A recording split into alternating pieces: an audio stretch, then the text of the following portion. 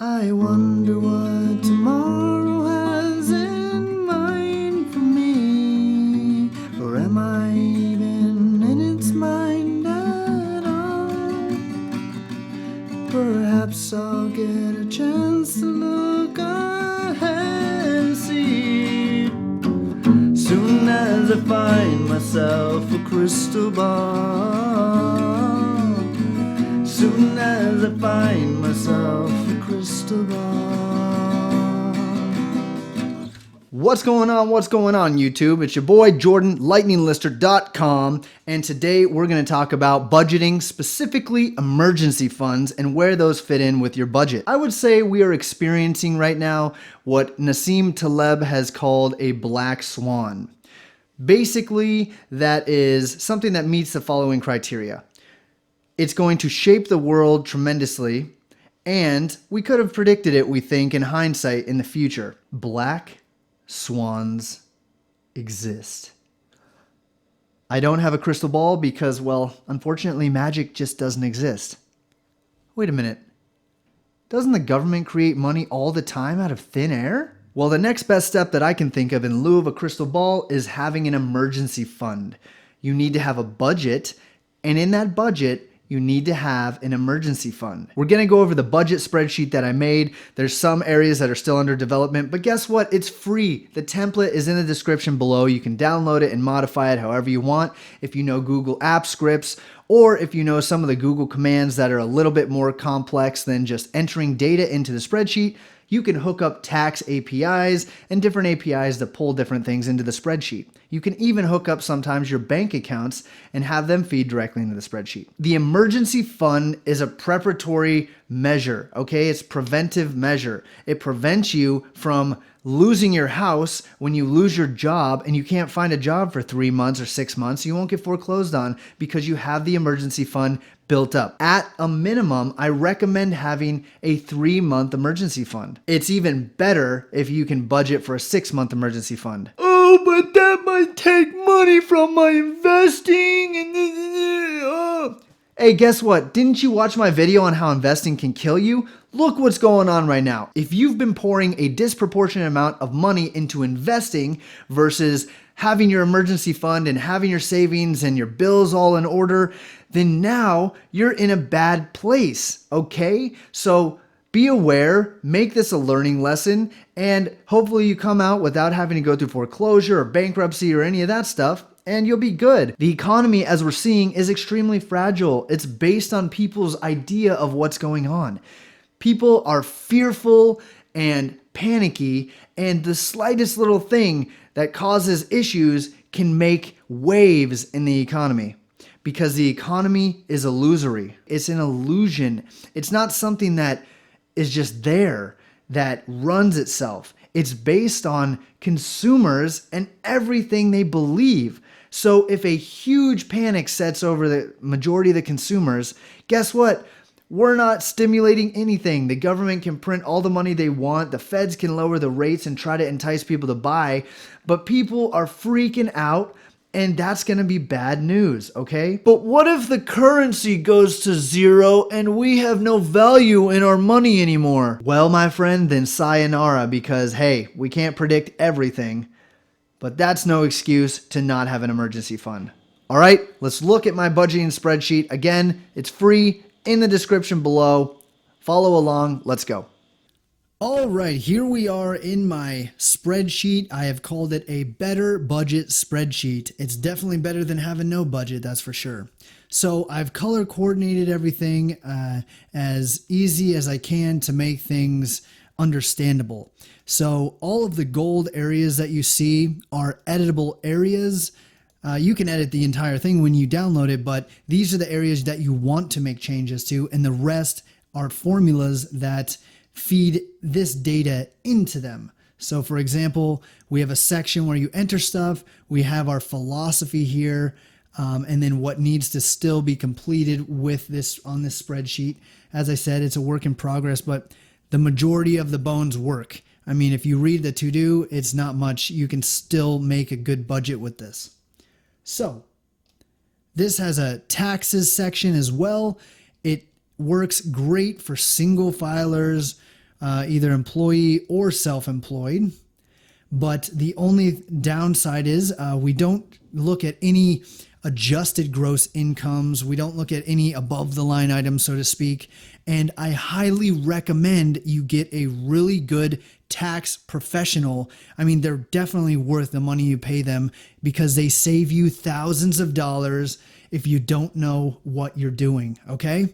And not knowing what you're doing can cost you a lot of money in this instance. You don't want to give the government more money than they need. They don't even know how to handle money. Come on.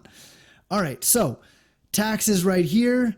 But another thing we enter is the business expense. Okay, so if you're self-employed, you're going to have business expenses. It's not going to be included in your personal expenses. That's not how I like to do it. But if you're employed as an employee, getting a W-2, and you're single, filing status, or even married, whatever, the deductions, most of the time, people don't have a ton of deductions to itemize. So they just end up writing off their standard deduction, which for 2019 was $12,000, and business expenses remain zero. Okay. But if you have business expenses like you need to buy gloves or anything for your business that you're not including in your budget of expenses, then you need to make sure you fill this in. You know, if you're going to buy a $100 pass every single month to go to work, then you're going to need $1,200 in there, and that's going to reduce your income so that way your budget is correctly created, okay? The way that I thought about this to make this spreadsheet was based on the gross income that you can expect to make per year and then subdividing it into these categories for personal expenses, investments, non-housing bills and housing bills, emergency fund and savings. Those are all expenses. They're coming out of the money you make, even though it's for investing in emergency funds and savings and so on. I like to think of it like that, all right? And you then remove the taxes from your gross income based on the state you live, based on the federal tax bracket you land in, and based on any of the what are called above the line deductions like local taxes. Sometimes you can remove your state tax and then your federal tax will be adjusted. But again, that's why I said work with a professional. If anything, this budget will over budget for you unless your state tax is extremely high or something is way off in that instance. And you can have money to set aside in a high yield savings account. So this amount of money is going to be, this area right here, this box is going to be what is estimated that you're going to have to pay the government, the IRS. Okay. So if anything, I would think this is a little higher, and it's fine because you just take this amount out of your check. This is going to be the yearly amount. Okay. So let's say in this instance, we're using $56,000 income. Okay. Budgeting strategy, we said custom. We can do whatever. You can do housing and bills or investment. Custom just allows you to enter them in right here, and then they'll reflect down here. Okay. But let's just do house and bills. And then these things are white because you don't enter anything in. So gold is entering stuff. Monthly allocation, they match with the housing and bills idea. Okay, and then you can see what the investment allocations are and play around with that. But basically you remove your taxes and you divide this number by 12. Okay, so you're putting over $100, or over $1,000 a month, into a high yield savings account. Then you're going to pull it out right before taxes and you give it back to the government. But you've made income on it and you pay some money for taxes for the income you've made too. Yeah, sure. But you're still making decent money. You're making money. It's better than not making money, not having the money to put into the high yield savings account so the government can sit on your money. That sucks. Okay. So let's look at this, the annual gross income, and let's even assume right here, business expenses are zero. Okay, so after all taxes are said and done, this shows your yearly amount that you're going to make after tax and monthly. But the monthly, you remove business expenses and then you multiply by 12, and that's what you get right here. Okay, since business expenses are zero, it's going to match the yearly though. So this now is divided into monthly allocations. This divided by 12, first of all. So each month you have a certain amount. It's going to be $3,631.39 in this case. And it's divided right here, as you see, the monthly allocation.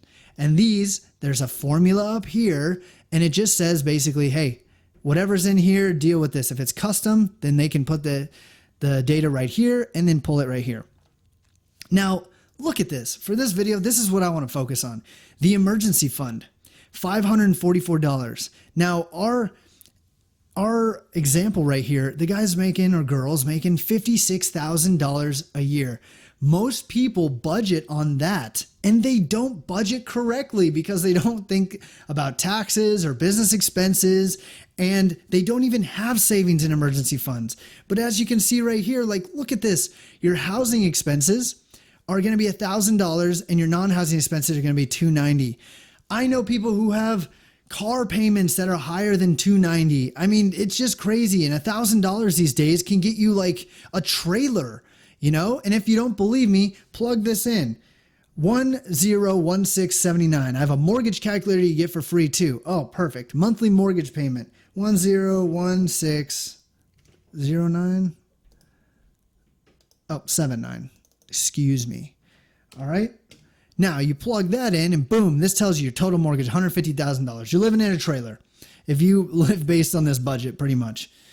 Okay, so this is what you want to focus on, the emergency fund. All right, you need to have enough money put away, and the monthly allocation, well, it's going to be dependent on all these other factors, whatever you want to put into investments. We're using the investment strategy right here. So that's why investments are like the highest on this allocation. That's not realistic for most people. Most people, it's going to be housing and bills. All right. But the emergency fund is still there. It just reduces by 5%, but your savings is 10% and your investments are 10% because your bills are so friggin' high. All right. So try to reduce your bills. That'll be another video. But anyways, emergency fund. Now, how do we know how good this allocation is? Well, if you think about disasters and think about their frequency that we've known so far, yeah, you can't predict, like something could happen next year after and year after year happen disasters and then you're screwed. But if we look at, the history of stuff, 5 years, 10 years, I would say if you just be safe and build your emergency fund up every 3 to 5 years. Okay. If it takes 3 years to build an emergency fund where you have at least 3 months of income. So what is that going to be? That's going to be $3,600 roughly times 3. That's going to be $10,800 you need to save up. So $10,800 divided by $300 is roughly 30 months. So that's going to be about 3 years. Okay. Or 30 plus months.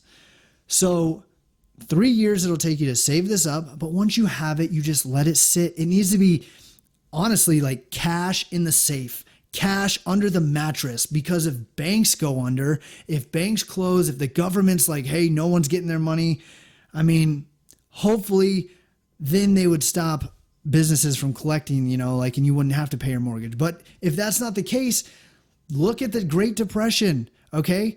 A lot of crap happened. People went broke. They couldn't even afford to buy bread. They couldn't get money out of the banks and stuff like that. All right. So who knows if that could happen? My point is, have your emergency fund liquid, ready to go. If it's not in the bank, if it's sitting under a mattress, or if it's sitting in a safe, so if someone breaks in, they can't steal it, you need to have it ready to go. This is my philosophy. All right. Emergency funds, they're so important. So many people live paycheck to paycheck, and maybe they'll be like, yeah, I took out 10% for my savings account. I'm good. But no, because savings is for vacations, entertainment, and all that stuff.